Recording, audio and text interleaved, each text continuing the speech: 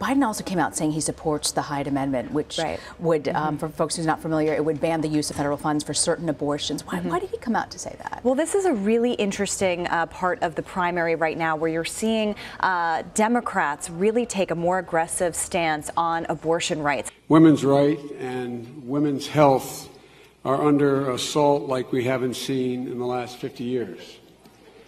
And we've seen state after state, including Georgia, passing extreme laws in clear violation of constitutional rights protected, including Roe v. Wade. And some have gone so far in states to deny even any exceptions for circumstances that would involve the right of a woman to choose.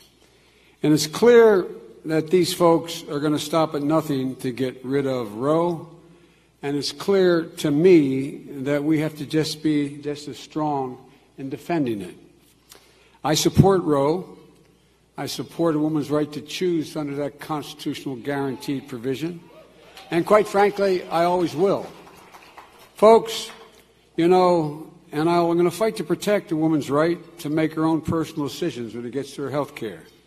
I've also, for many years, and let me say this before you start to clap or boo, is that for many years as U.S. Senator, I have supported the Hyde Amendment like many others have, because there was sufficient monies and circumstances where women were able to exercise that right, women of color, poor women, women who are not able to have access, and it was not under attack as it was then, as it is now. But circumstances have changed. I've been working through the final details of my health care plan, like others in this race, and I've been struggling with the problems that Hyde now presents.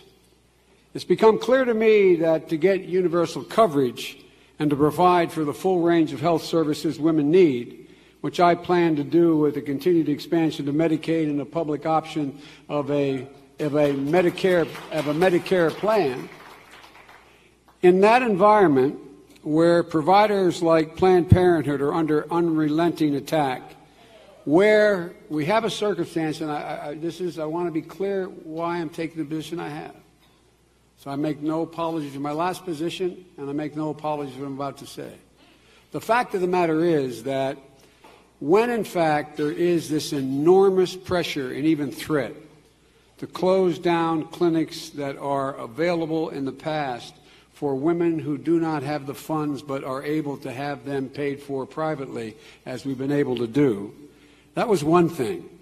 But we now see so many Republican governors denying health care to millions of the most poorest and most vulnerable Americans by refusing even Medicaid expansion. I can't justify leaving millions of women without access to the care they need and the ability to exercise their constitutionally protected right. If I believe health care is a right, as I do, I can no longer support an amendment that makes that right dependent on someone's zip code. But I want to be clear with you.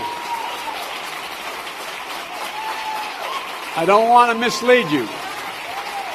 If in fact it was still available, I think, just as I've never attempted to impose my views on anyone else as to when life begins, I have never attempted to impose my view on who should pay for it if people fundamentally disagree with the position we take.